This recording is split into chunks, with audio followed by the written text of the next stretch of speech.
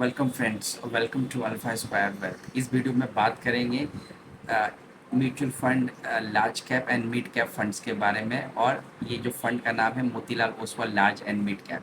तो एक mutual fund लेते समय आपको किस किस बातों का ध्यान रखना चाहिए, वीडियो को डिटेल में एनालिसिस करूंगा स्कीम्स को, तो आप इस वीडियो में को ध्यान से देखिए।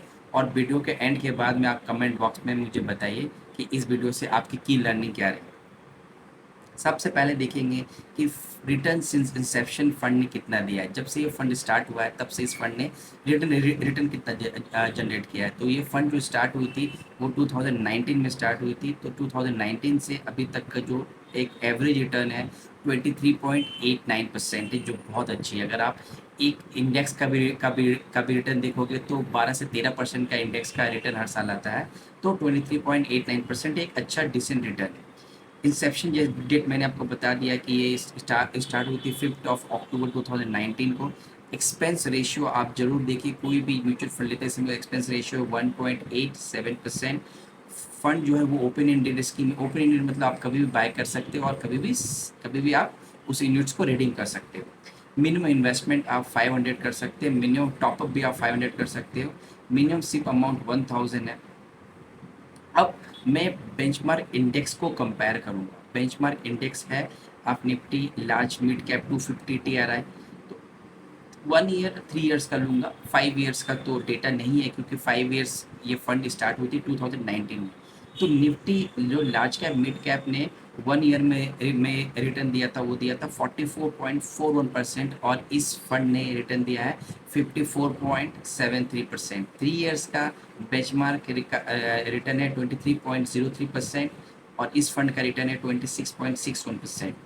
6 मंथ में भी देखेंगे तो 24.9% और 24.9% बेंचमार्क इंडेक्स ने दिया। इस फंड ने अप्रॉक्स 29% का रिटर्न दिया है। 3 मंथ्स में भी देखेंगे तो 5.72% बेंचमार्क इंडेक्स ने रिटर्न दिया है।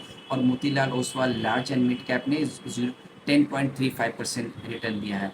1 मंथ में भी बेंचमार्क इंडेक्स ने रिटर्न दिया है 1.99%। और इस फंड ने रिटर्न दिया है 3.46%। तो आप मंथ देखें, अगर आप मंथ देखोगे, ईयरली देखोगे, 6 मंथ देखोगे, तो बेंचमार्क रिटर्न जो इसका उससे इसने अच्छा परफॉर्म किया है हर पैरामीटर्स पे।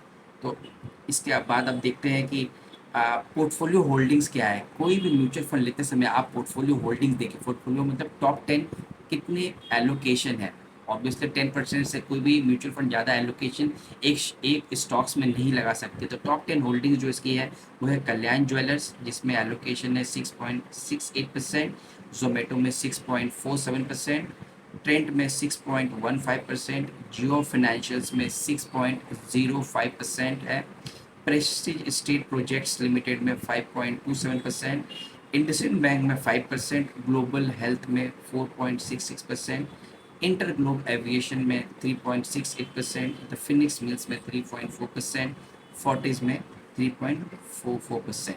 ये हो गया। आपको मैंने बताया कि सेक्टर्स में कितना एलोकेशन लगा है, मतलब सॉरी, स्टॉक्स में कितना एलोकेशन लगा। अब बात करेंगे कि सेक्टर्स में कितना एलोकेशन लगा है। तो सेक्टर्स में देखेंगे, सेक्टर टॉप 10 सेक्टर एलोकेशन देखेंगे तो सर्विसेज में सबसे ज़्यादा एलोकेशन है वो 20.82% है। फाइनेंशियल्स में 17.36% है। कैपिटल गुड्स में 13.64% है। हेल्थ केयर में 11.24% है। कंज्यूमर डिस्क्रेशनरी में 9.05% है। कंस्ट्रक्शन में 8.74% है।